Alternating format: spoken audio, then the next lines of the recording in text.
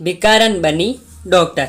एक गांव में जगन नाम का एक भिखारी अपनी लड़की गौरी के साथ रहा करता था। गौरी की मां की मृत्यु गांव में फैली हुई महामारी से हो चुकी थी। जगन को आंखों से कम दिखता था, इस वजह से उसे कुछ भी काम नहीं मिल पा रहा था। आखिर वे मजबूरी में पेट भरने के लिए गौरी को अपने साथ भीख मांगने गांव में लेके जाता था। गौरी को भीख मांगना पसंद नहीं था, उसको पढ़ाई करना पसंद था। जब भी गौरी अपने पिता के साथ गांव में भीख मांगने सरपंच के घर जाती थी, तब सरपंच के बेटे राजू को पढ़ाई करते हुए देखकर गौरी को बहुत बुरा लगता था। वे मन ही मन सोचती थी कि काश मैं भी पढ़ाई कर सकती थी।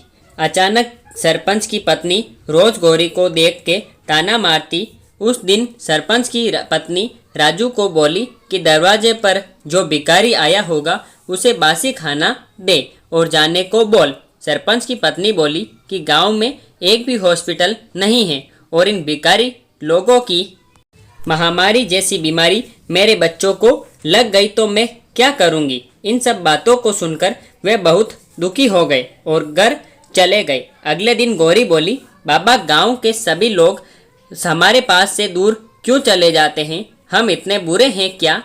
उसके पिता उसे बोले, अरे नहीं बेटा, बुरेपन के विचार हमारे गरीबी में हैं और लोगों के विचारों में हैं। फिर गौरी बोली कि बाबा एक दिन मैं डॉक्टर बनूंगी और आपके आंखों का इलाज करूंगी, गांव में एक हॉस्पिटल बनाऊंगी।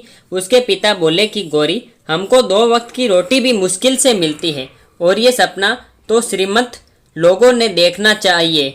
उसके पिता उसे कहने लगे कि बेटा, मैंने तुम्हारे लिए कुछ भी नहीं किया और ना ही कुछ कर सकता हूँ। उसी वक्त एक औरत ने बाहर से गौरी को आवाज़ लगाई और कहने लगी कि गौरी, आज मेरा शौचालय तुम साफ कर दोगी तो मैं तुम्हें 5 रुपये भीख में दूंगी। ना चाहते हुए भी गौरी ने उस औरत की बात मानकर शौचालय साफ कर दिया। जाहिर सी बात है, इस काम को करते हुए गौरी को बहुत बुरा लग रहा था। उसे बेइज्जती सी महसूस हो रही थी। गौरी ने निश्चय किया कि वो अब किसी भी तरह डॉक्टर बन के दिखाएगी। फिर एक दिन गौरी उसके पिता को लेकर मंदिर गई और उस मंदिर के पास एक रहीम चाचा रहते थे। गौरी उसके पिता को रहीम चाचा के पास छोड़कर आई। कुछ दिन खुद खिलौने बेचकर पैसे कमाने लगे। एक दिन गौरी गांव की शिक्षिका रेणु दीदी को मिली और गांव की सरकारी स्कूल में पढ़ने के लिए जाने लगी। रोज गौरी स्कूल में से आकर खिलौने बेचकर पैसे कमाती और अपने पिताजी को भी संभालती। गौरी रात भर पढ़ाई करके स्कूल में अच्छे मार्क्स लाके पास होने लगी। ये सब देखकर सरपंच की पत्नी और गांव वाले आश्चर्यचकित हो गए। वे सब गौरी और उसके पिता जगन से जलने लगे।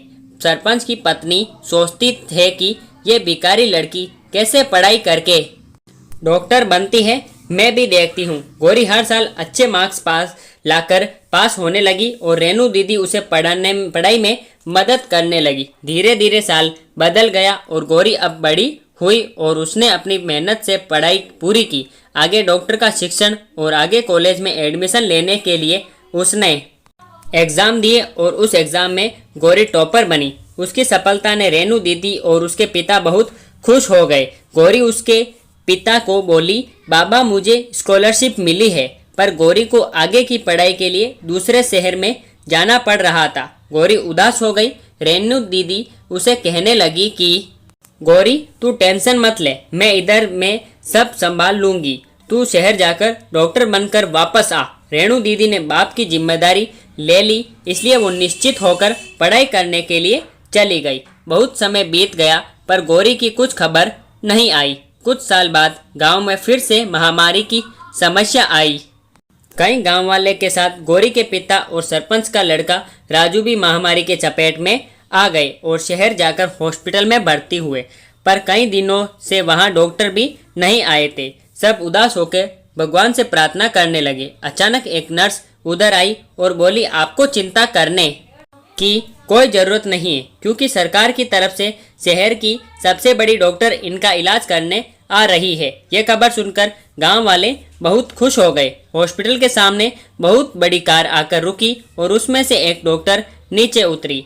तब गांव के सरपंच ने उस डॉक्टर का माला पहनाकर स्वागत किया। जब डॉक्टर उनके पास आए तो सब आश्चर्यचकित हो गए।